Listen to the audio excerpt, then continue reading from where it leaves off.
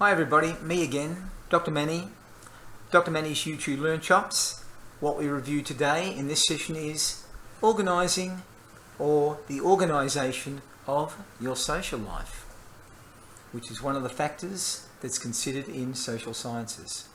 The learning objectives for this session are that you will be able to define social organisation, describe individuals in a social organisation, describe a social group and social positions, explain the types of social organisations, and be able to explain the influence of organisations.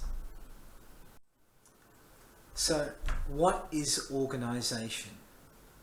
You all have to be organised in some way, but organisation refers to the act of putting things into a logical order. For example, when you clean your workspace and file all your documents into common sense places. This is an example of organisation. Or it can be the act of taking an efficient and orderly approach to tasks. Or it can be a group of people who have formally come together.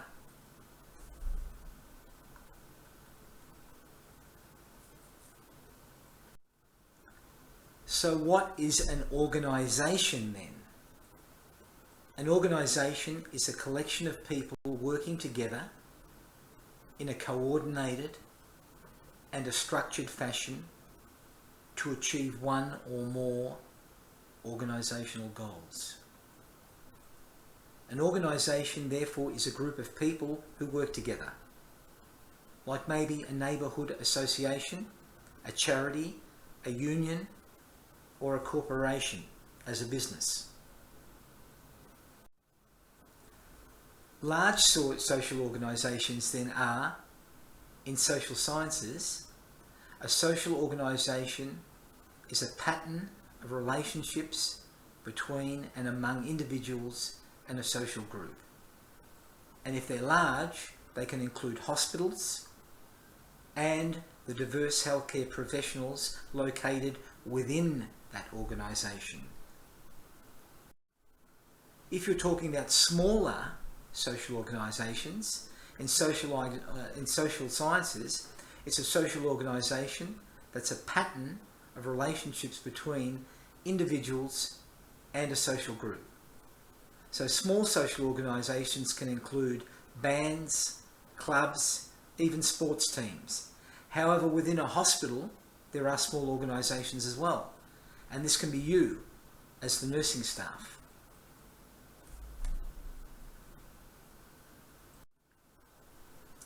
What do we mean when we talk about social positions? Well, a social position is a position of an individual in a given society or a culture. Categories can include occupation, such as medical doctors, nurses, academic lecturers, etc. The profession. This can be a professional in a member of associations or groups. It can be your family. This can be the parent, the siblings, or extended family members such as grandparents, uncles, aunties, and so on. They can be hobbies. You can be a member of various clubs or organisations, taekwondo, knitting, reading, etc. And it's a social position that influences your social status. A social position can help identify a person's position within the social hierarchy within that society.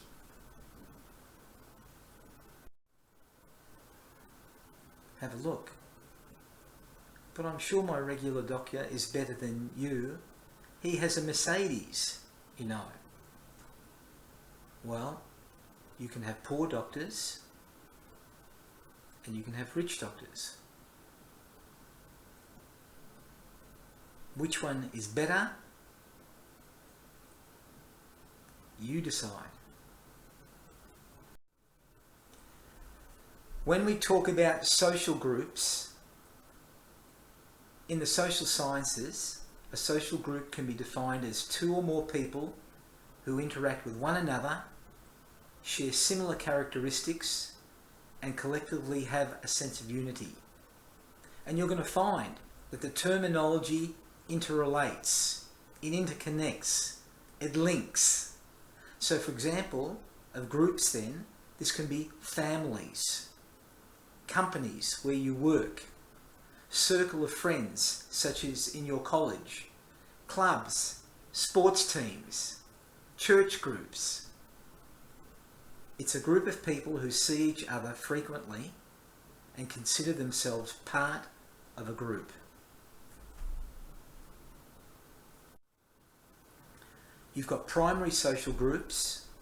Now the term primary is used because it's a major source for relationships and socialisation.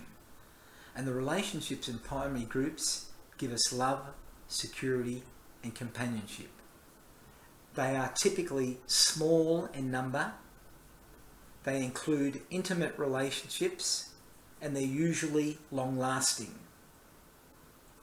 And we learn values and norms from them. The family is a prime example of a primary social group.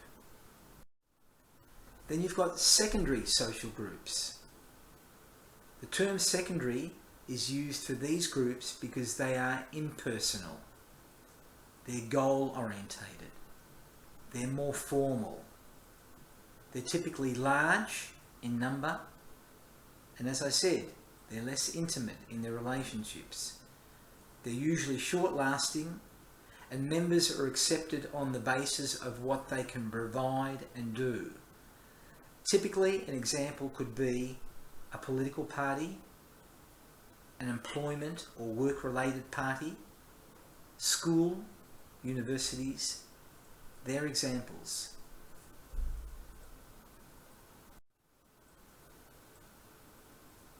So just changing the terminology, what's social status? Social status refers to the position someone holds in society or in their group.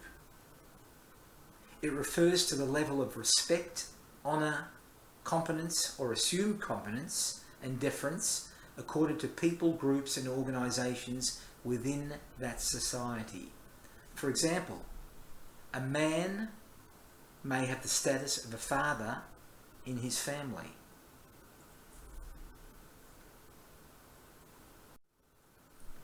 Here's an example of social status. Abdullah is a 36-year-old Malaysian male. He was born to very wealthy parents who studied law. They're both lawyers. Abdullah always knew that he'd be a doctor. Abdullah is held in high esteem by his community, but the ones who are most proud of him are his parents. Abdullah has several social statuses, including father, husband, doctor, male, Malaysian, and son. Some of the social statuses are more prestigious than others. For example, in most communities, doctors are more respected and held in higher regard than, for example, a criminal, a lawbreaker.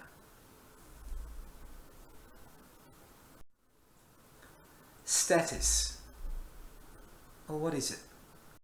It's a term that describes the position of a person who occupies a particular setting. We all occupy several statuses and play the roles that may be associated with them. So broadly speaking, there are two kinds of status: the achieved status and the ascribed status. Achieved status is something that you've done. It's one that is acquired on the basis of merit, accomplishment, or maybe a skill. It's a position that you've earned or chosen and reflects your skills, abilities, and efforts. So for example, if you're graduating from university, that's an achieved status. As is being a nurse, a lawyer, a doctor, a college professor. Look, I mean, you can even put it in the comical context here, a criminal. In order to be an effective criminal, you've got to acquire certain skills. It's something that you've achieved. When you look at ascribed status, this is something people are either born with or they've got no control over. And it's really sad. Children usually have more ascribed statuses than adults, since they don't usually have a choice in what happens to them in most cases. A family social status, for example, would be an achieved status for adults, but an ascribed status for children. For example, being homeless. For adults, it's often related to not achieving. For children, it's something that they've got no control over and it's acquired.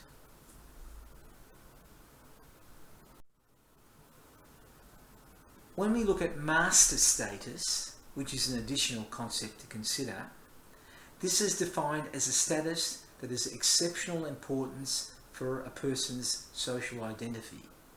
And often it shapes or is shaping a person's entire life.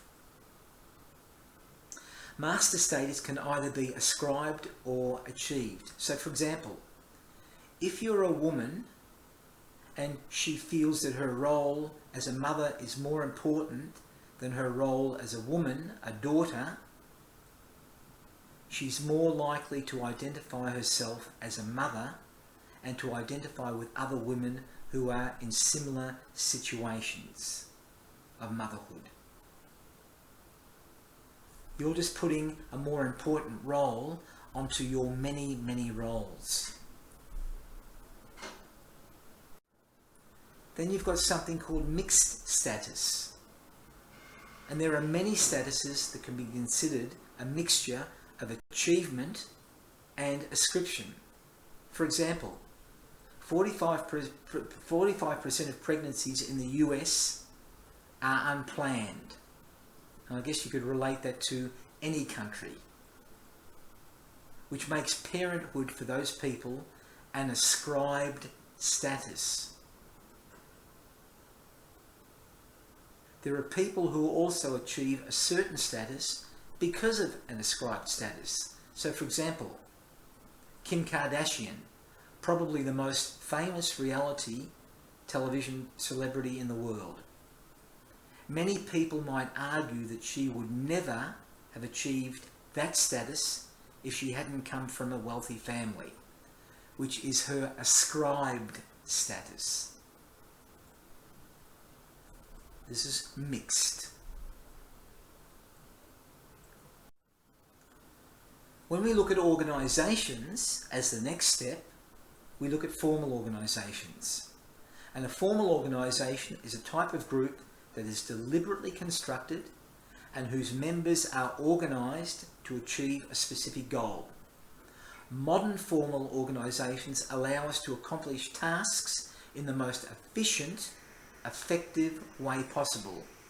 So just imagine, can you imagine in our society how it would run without a government, without businesses, without healthcare institutions?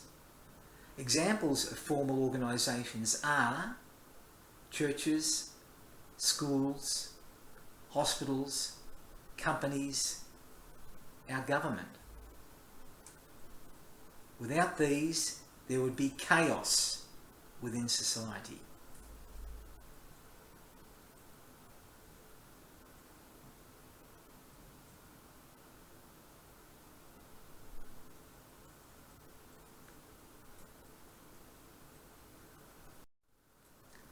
When we look at the characteristics of formal organisations, the characteristics are essentially three. There's a deliberate division of labour and power. There's a written set of rules, policies, procedures, and there's a system to replace members if required to do so. So, for example, a formal organisation could be a university. And a university has a division of labour and power amongst the students, the faculty, and all the other staff. Each person has a defined role and is allocated specific responsibilities and limited power. There are always rules, policies and procedures, and they're determined by the federal or the state government or the school or faculty board. Any faculty member or even student or staff member that breaks the rules can be replaced by someone else who's willing and able to meet those expectations. As far as formal organisations go, there are 3 types, and each has got its own way of maintaining control over its members. First, you have the normative, and these are organisations that we join voluntarily to pursue a common interest or gain prestige. Then you've got coercive, and these are associations that people are forced to join. Then you have utilitarian, and these are organisations we join voluntarily again when they can provide us with a material reward. We get something out of it. So normative organisations, membership is purely voluntary. People join because they want to, or because of a strong, positive sense of moral, ethical obligation. Members work together to promote an important social cause. And as I've indicated previously, churches, political parties, fraternities or clubs are examples.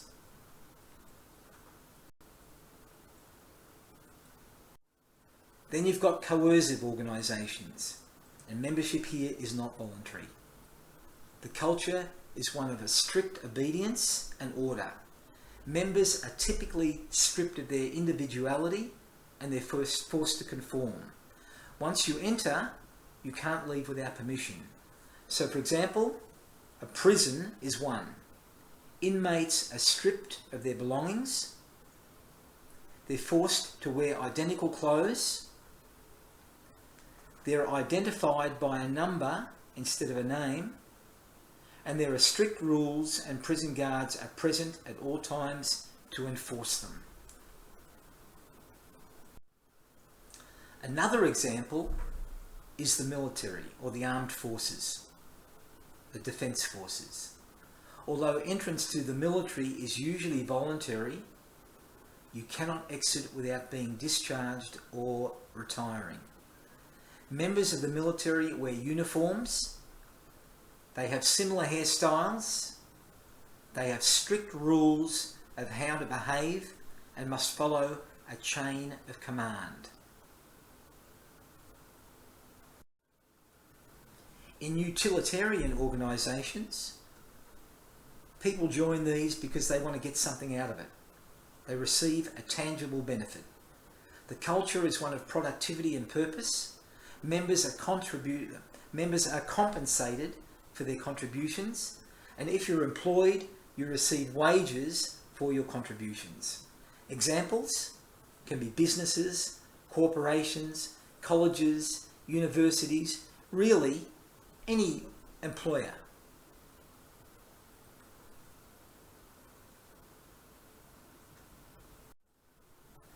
Let's reflect. An organisation can have characteristics of all 3 types of formal organisations. However, there'll be a dominant category, which means all 3 can be involved. So look at, for example, the military could be considered utilitarian because some members join to receive certain benefits. They negotiate their service for the remuneration they receive. They could also be considered normative because some members join out of civic responsibility. They're patriotic. They want to protect their country. They've got a strong sense of moral obligation and take great pride in their membership. However, when thinking about the military as a whole, it is predominantly a coercive organisation because of its rigid structure and control. Formal organisations can also be considered bureaucracies. Now, a bureaucracy is the structure and set of rules that control the activities of people that work for large organisations and government. All government agencies, divisions, departments and commissions are really considered bureaucracies. And these include, for example, Social Security, the Internal Revenue Service, which we may call the Taxation Department or Administration.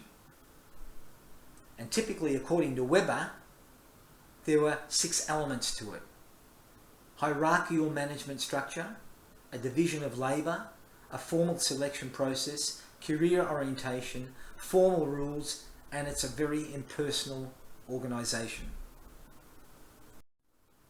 What are the advantages of a bureaucracy? Well, creativity thrives within a bureaucracy. Well, you've got job security.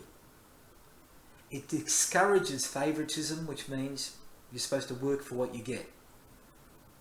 A bureaucracy centralises power. It encourages specialisation. Best practices can be created.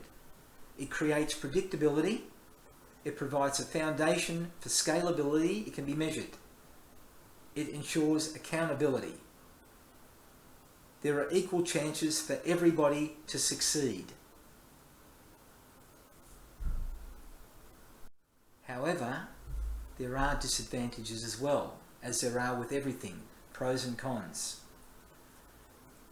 A bureaucracy, there's typically reduced productivity and innovation. Sometimes poor financial management. There's decreased employee morale. It imparts a lack of flexibility that can often lead to inefficiency. There's a complicated set of rules, which is often referred to as red tape. Yes, there's corruption in the higher rungs of the bureaucracy, and it can be very disastrous to the economy. You've all seen it in the media, even here in Malaysia. So let's reflect again. In our modern society, a formal organisation can be defined as a type of group which is deliberately constructed and whose members are organised to achieve a specific goal. Formal organisations have the following: a deliberate division of labour and power, a written set of rules, policies and procedures, and there's a system for replacing members. The 3 main types of formal organisations are normative, which can be churches; coercive, which can be prisons; utilitarian, which can be schools.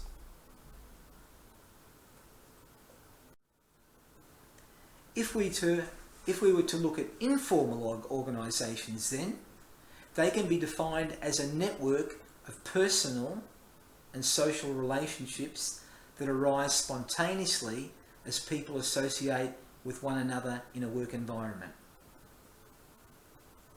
It's composed of all informal groupings of people within a formal organisation.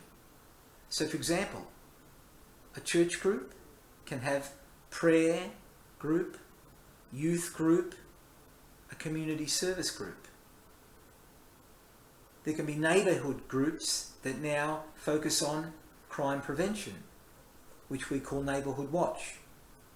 Or it can be a homeowners association. You can have sports groups, which can be football, basketball, taekwondo, badminton, judo, etc.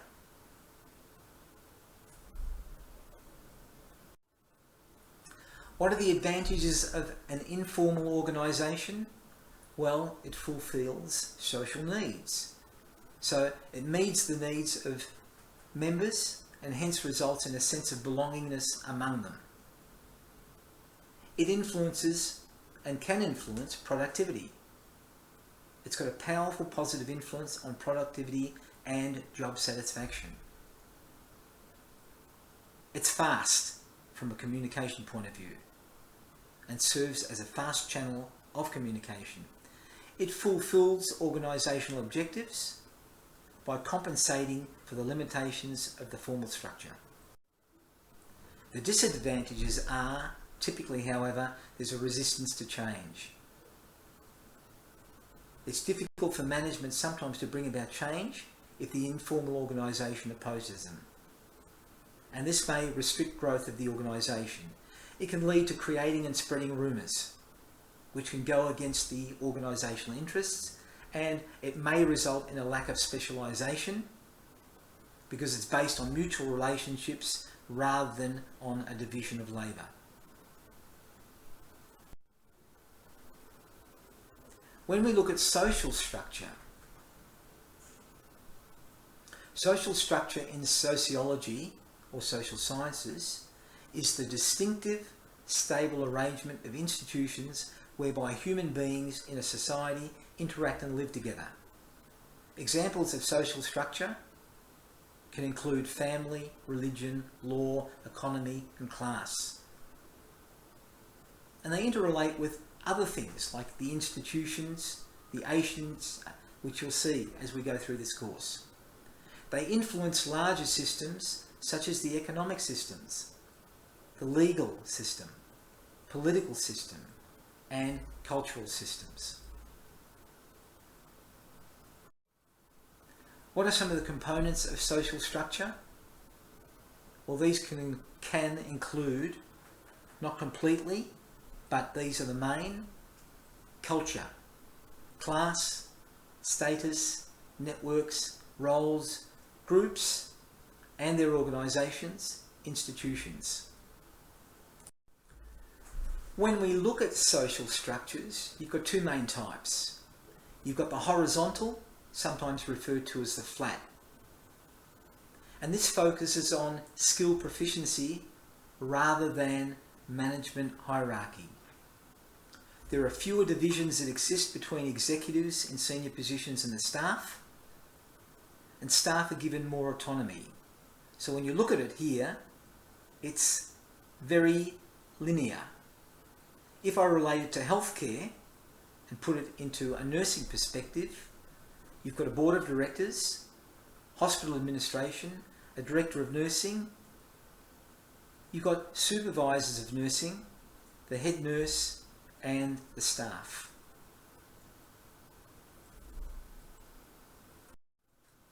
If we look at a vertical hierarchical structure, well, this has a well-defined leadership structure at the top. And their influence flows down to the middle managers, to the department heads. The middle managers assign tasks to the employees within their departments. When an employee completes a task, it's presented back to the hierarchy until the manager with the authority approves or rejects the work.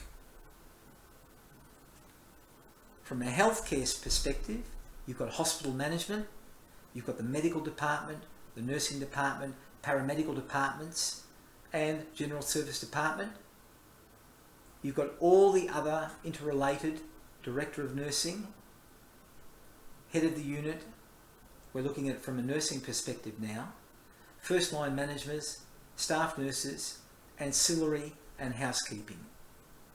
But all the other departments as well have to report back.